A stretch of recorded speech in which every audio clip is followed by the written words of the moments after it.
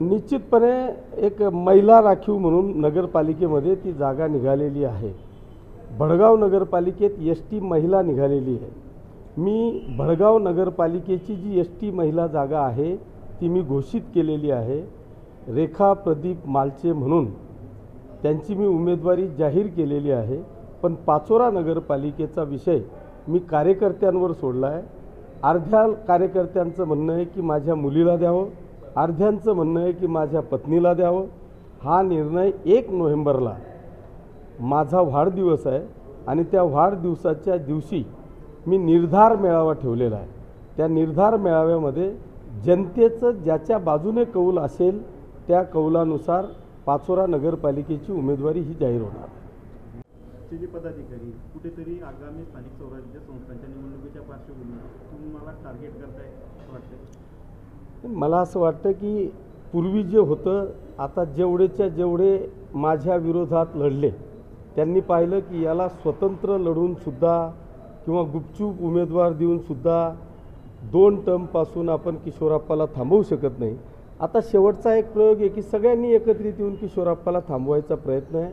पण मला माहिती आहे पाचोरा आणि भडगाव मतदारसंघातली जनता आणि शिवसैनिक हा माझ्या पाठीशी खंबीरपणे उभा आहे। त्याच्यामुळे हे आणखी कोणी येऊन गेले तरी किशोरप्पाला थांबवू शकत नाही। आगामी स्थानिक स्वराज्य संस्थांच्या निवडणुका मग महायुतीत लढणार का आपण? मी पहिली गोष्ट म्हणजे परवा माझ्या बूथ प्रमुखांचा मेळावा झाला आणि त्या मेळाव्यामध्ये मी घोषणा केलेली आहे की पाचोरा भडगाव मतदारसंघात शिवसेना ही ज्या स्थानिक स्वराज्य संस्था आहेत त्या स्थानिक स्वराज्य संस्थांमध्ये शिवसेना ही स्वबळावर लढेल अशा पद्धतीची घोषणा मी मागच्या 3-4 दिवसापूर्वी केली। पक्षश्रेष्ठींचं याला हे आहे का?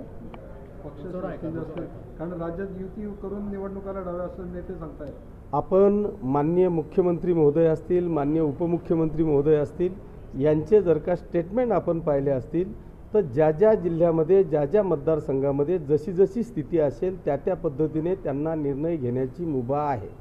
आता मला एक सांगा की माझ्या मतदारसंघातले भारतीय जनता पक्ष उद्याची माझी जर का खाट टाकणार असेल, माझे सगळेच्या सगळे विरोधक यांना एकत्रित करून त्यांच्या विरोधात मला जर का लढायचं असेल तर मी कसं लढायचं, म्हणजे त्यांच्यासोबत कसं लढायचं?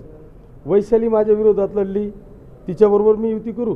प्रताप हरी माझ्या विरोधात लढले, त्यांच्याबरोबर करू? दिलीप वाघ विरोधात लढले, त्यांच्याबरोबर करू?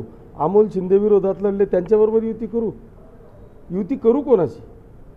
आता हे सगळे जरी एकत्रित आले, आत्ता तुम्हाला दूध का दूध पाणी का पाणी दिसेल। दोघंही नगरपालिका आणि 100% जिल्हा परिषद पंचायत समितीवर शिवसेनेचाच भगवा फडकलेला आपल्याला दिसेल। आप्पासाहेब की आम्ही भाजपचं प्रामाणिकपणे काम केलं पण भाजप कायम आमच्यासोबत देत नाही, हे सर्वश्रुत आहे, म्हणजे सगळ्यांना माहिती आहे।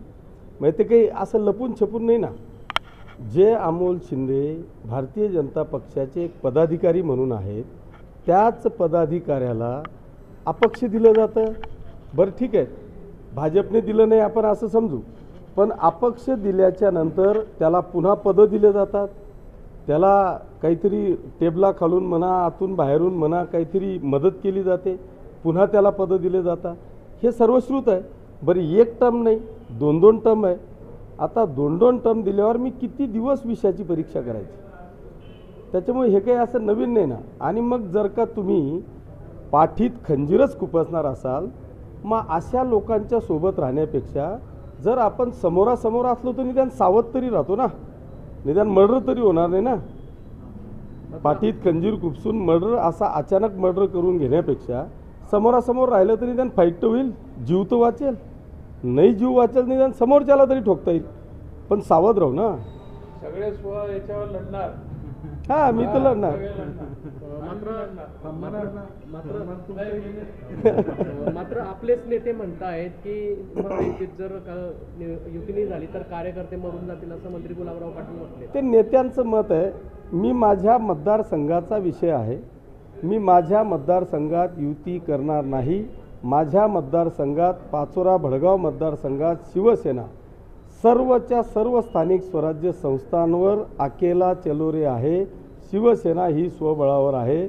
मला असं झाकून लपून मला कधीच चालत नाही। बघू करू युती विचारविनिमय करू ह्या विचारांचा मी अजिबात नाही. माझं जे असतं ते सगळं ओपन असतं. त्याच्यामुळे कदाचित महाराष्ट्रातला मी पहिला आमदार असेल की मी माझ्या मतदारसंघात युती होणार नाही. शिवसेना ही स्वबळावर लढेल.